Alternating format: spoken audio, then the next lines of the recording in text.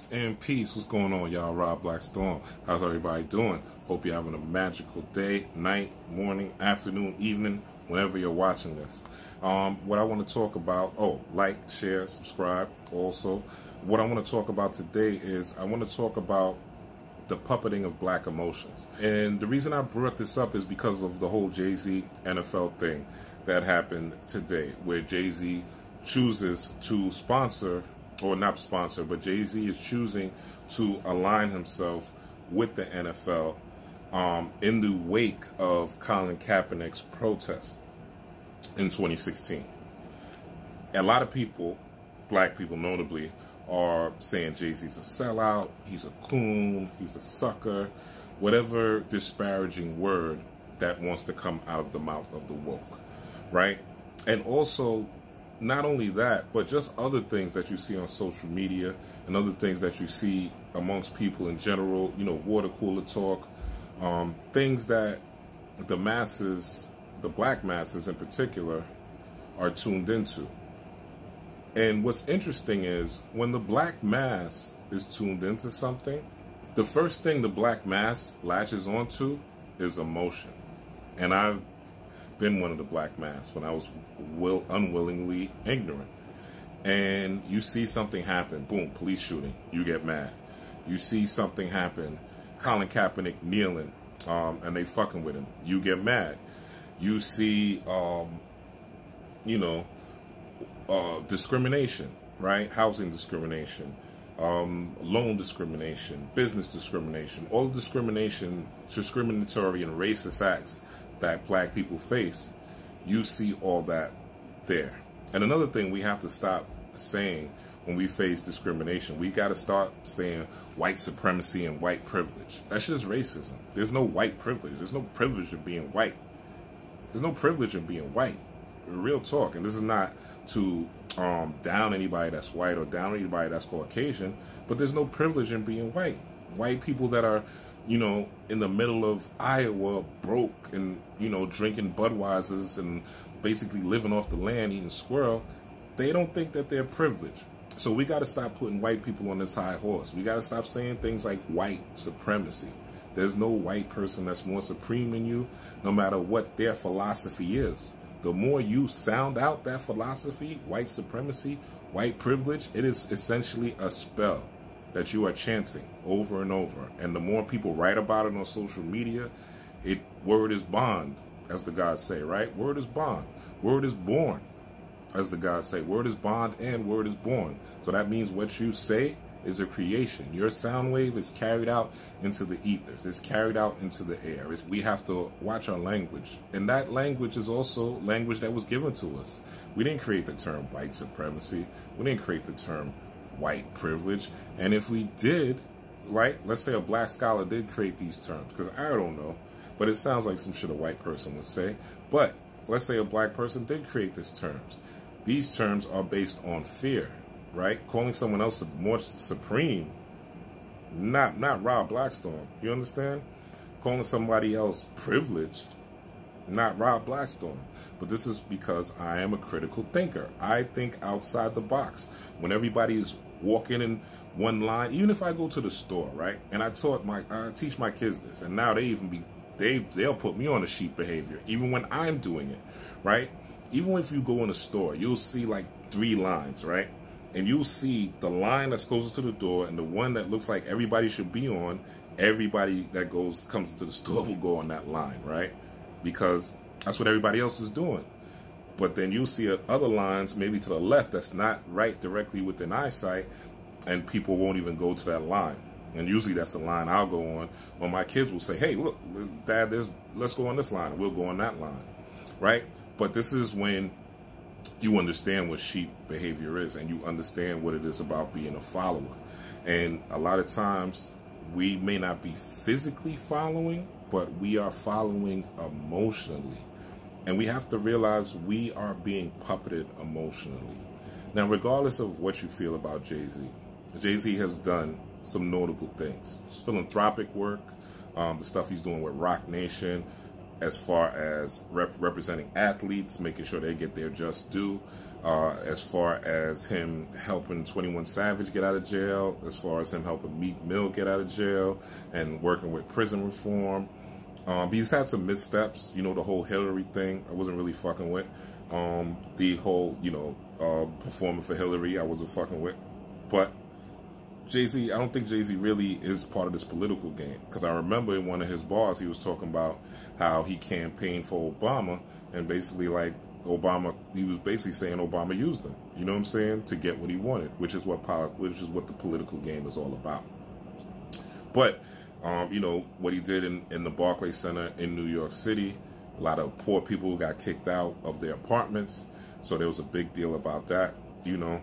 But again, he's done a lot more good for black people based on what I've seen than he's done bad. And that's me being a critical thinker and looking at the whole spectrum of what he's doing. Now, the fact that Jay-Z is partnering with the NFL, he wants to do he wants to, you know, curate performances, curate art for the NFL, and also do things to impact the community, right? Now, people are mad at saying, oh, you know, Kaepernick still don't have a job. Why does Jay-Z want to be there, right? Why is he not supporting Kaepernick? Why does Jay-Z want to work with the NFL when Kaepernick still don't have a job? And even Kaepernick tweeted something like, he's a man of the people, and he'll always work with the people.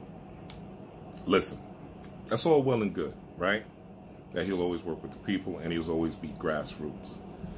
But at the same time, we can't knock Jay for going to grab that bag from the NFL and basically representing black people. Because if Jay-Z didn't grab that bag, guess who was going to grab that bag? 9 times out of 10, it's going to be someone that doesn't look like me, right? It's going to be a white person, Spanish person, someone outside of our culture, is that they're going to be the ones to grab the bag. Now, the emotional part of it is going to say, well, damn, you know, the NFL is racist. You know, they didn't respect what Colin did with kneeling. Now, I support Colin Kaepernick for kneeling. It opened up a conversation, it opened up dialogue. It helped a lot of people outside of the culture see what we were talking about, us as black people, talking about police brutality. It helped us to see what the world was going, it helped the world to see what we were going through. So I respect Colin Kaepernick for that. But honestly, did it get any laws changed? Are people not getting killed by the cops? Did Sandra Bland not happen after Colin kneeled? I'm just saying, this is the reality. So we have to get out of our emotions and look at everything circumspect. Also, Colin talking about this tweet that he will always be grassroots and work for the people, but he was just campaigning for an NFL job last week, right? He just tweeted that he's still available for an NFL job. He took an NFL settlement check for reportedly millions. This is the facts, right? These are facts. So, Jay-Z going to get the bag from the NFL. And first, before I get into that, a lot of y'all are hypocrites. Because y'all sit up here and watch the Super Bowl every year, have Super Bowl parties, got that shit on the biggest TV you could get from Rent-A-Center, and you got some nerve to be talking about Jay-Z's a sellout. Let me ask y'all something that's talking about Jay-Z's a sellout and it's a coon for supporting the NFL. When you went to your job, when Kaepernick was doing that, did you ever kneel? Did you wear a Black Lives Matter shirt to your job? Did you ask your boss, is he a Trump supporter? And if he said he was a Trump supporter, would you quit? The answer is probably no to all these questions that I'm asking you. And if they are no, then you have to ask yourself, who profits for you being angry at Jay-Z supporting the NFL? So now are you going to ban the NFL again? Right? Are you going to boycott the NFL again and get no results? See, this is the thing. We boycotted the NFL successfully. The NFL lost money. They lost revenue. They lost ad dollars. So that was the goal. The boycott is to make a boycott is designed to make the aggressor or the person that is perpetrating the fraud or the company that is perpetrating the fraud or doing the bullshit to you to realize that they need you and they need your money and for them to change their business practices. But we have to remember this is all business. And as a critical thinker, we can't just think like sheep and be emotional. We got to step back. And while the crowd is going crazy and being emotional, we got to step back and say, whoa, let's look at the 360, the circumference of everything, of all these people. Maybe take a day, maybe two. Then you come back and you are able to form an opinion based on the information that you've acquired. Not that somebody else told you. Not that you got from a meme. Not that you got from your homeboy status on Facebook. Not what you got from homegirl's status on Instagram or her DM. You looked at this for yourself. This is what being God is. Self-discipline, self-mastery, and a self-awareness. And this is what being God is about. And also about being a critical thinker, because you form your own understanding. You don't just take the understanding of anybody. After I researched a lot of, and I'm not going to name names, but I researched a lot of famous YouTube philosophers and scholars that are out there, and you really research the information, you realize a lot of it is bullshit. But the thing is, most people don't realize the information that they're getting is bullshit because A, they watch these people, they're not taking notes on the things that they're saying. That's one. And two, they are not scrutinizing the information that they're given. They are not assessing the information that they're given, swirling it around, seeing if it makes sense, seeing if it matches what they were talking about. And they're just taking that information and running with it. And then repeating the information. So then the blind leads the blind, and the blind leads more blind people. And then you have more people that are emotional and ignorant about everything that happens. So we have to realize our emotions, and this is not to praise Jay-Z. This is not, again, I support Colin Kaepernick. I support what he did. But we have to look at what was the result. What was the result? What happened? Right? Did the law change? Are people stop? Are cops getting arrested for or jailed or being punished for killing black men or black women? No. It was cool. It crippled the NFL, and it forced the NFL to say, okay, we got to bring somebody black in, a Jay-Z, to kind of temper everything down. He'll be in charge of the music and everything, and we'll put some community programs in place to placate everybody. Yes, it's a political game. Yes, it's a business game. This is not about praising Jay-Z. This is not about praising the NFL. This is not even about praising Kaepernick. We have to realize that this is business. And racism is big business, right? And this is by plan. This is by design. You got to realize all this stuff makes money. Jay-Z went to the NFL to grab the bag, as he should. Because if he didn't grab that bag, somebody else black was going to grab that bag. Probably Jermaine Dupri, because he did the Super Bowl last year. But somebody's going to grab that bag. That's just how it is. That's just the way it is. This is a capitalistic country, and you can't stop people from grabbing that bag. What you have to worry about, that's you, is you. Worry about you. Worry about the family around you. And don't get caught up in the media's bullshit, the media's puppeteering. Because at the end of the day, if the media has you stressed out and worried, and you're going to be on some sort of drug, which is going to make money, you're going to be looking for escapism. The Dow Jones dropped. Dow Jones dropped 800 points today, so people are losing money. A recession is on the way. Real talk. I say by 2021, there's going to be a major, late 2020 or early 2021, there's going to be a major American catastrophe. Mark my words. I've been talking about these cities falling apart a couple videos now. Mark my words. So we got to be prepared for what's about to go on. And we can't be all emotional, because when those times hit, you really got to be thinking outside the box. If you might follow somebody to a fucking detention camp. Real talk. You might follow somebody into a fucking oven like Hitler did with the Jews. If you're not able to think for yourself and you're not able to rationalize and you're just following what people are telling you. You're just following what the crowd is doing. Being God means being independent. Being God means standing out. Being God means being a beacon of light in the darkness. Being God means being a phoenix, a flame in fire that you are constantly regenerating. When everybody else is dull, when everybody else is low energy, you're constantly regenerating your fire. This is why you're prepared for everything better than everybody else is. So we have to stop being emotional. We have to realize that really what Jay-Z does with the NFL is really none of our business. If you don't like it, don't watch it. Plain and simple. There's nothing to be emotional about. If something happens in the media, it's fucked up.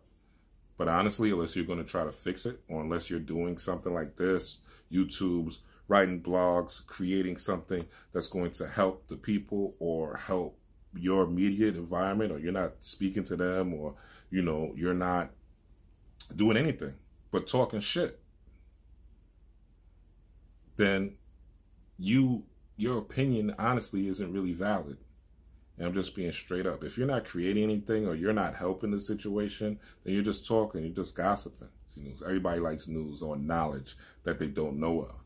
But that should never, ever, ever, ever, ever, ever be your main source of information, what someone told you about someone else or what someone said about what they saw. So I just want to drop this real quick, family.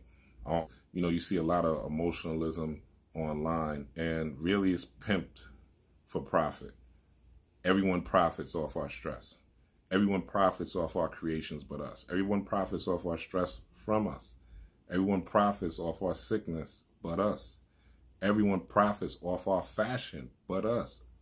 I mean, everyone profits off our magic, off our occultism but us.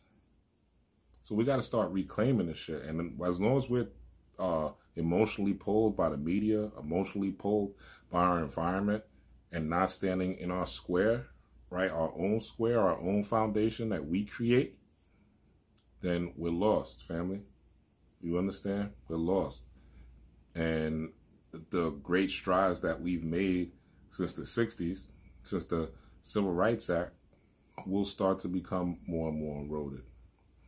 Well, actually, no. What's going to happen is you're going to become eroded, because black people are on the rise. The 400 years is over this year. Mathematically, the 400 years that we're protected to be in bondage is over. And you can see the effects of it. More and more people are getting into African spirituality. More and more people are getting quote-unquote woke. More and more people are getting in tune to this knowledge. More and more people, there's people who's asking me about spirituality and occultism and magic that never asked me about this in their whole life. Never asked me about this, and a lot of people didn't even know I was doing this shit.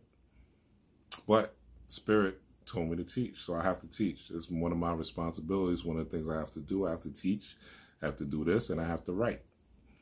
It's one of my responsibilities, one of my purpose. So I'm living my purpose. Are you living yours? Are you living yours? Or are you comparing yourself to the next man or the next woman? Peace, power, prosperity, family. Rob Blackstorm. If this makes sense, like, share, leave me a comment. Let me know what you think. If I'm out of bounds, if I'm, out of the way, if Jay-Z should have said fuck the NFL too and turn down the bag, or if you feel like, Jay-Z should get the bag. It's a capitalist country, and really, it's not my business. It's Jay-Z's business, because he's going to profit from it. And essentially, he's going to profit from the people that are in that stadium. He's going to profit from all the eyes that are going to be on that Super Bowl.